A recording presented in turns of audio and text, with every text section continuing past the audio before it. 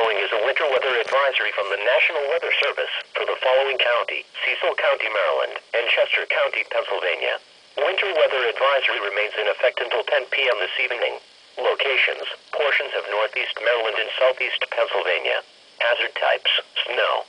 Accumulations: 1 to 2 inches of snow. Timing: snow will continue into the evening commute. The snow will fall with varying intensity before tapering off later this evening. Impacts: travel will become slick later this afternoon and this evening. Conditions will worsen when the snow falls more heavily, and snow-covered roads are possible during the evening commute. Winds northeast up to 5 miles per hour.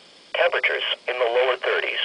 A winter weather advisory means that periods of snow, sleet, or freezing rain will cause travel difficulties. Be prepared for slippery roads and limited visibilities, and use caution while driving.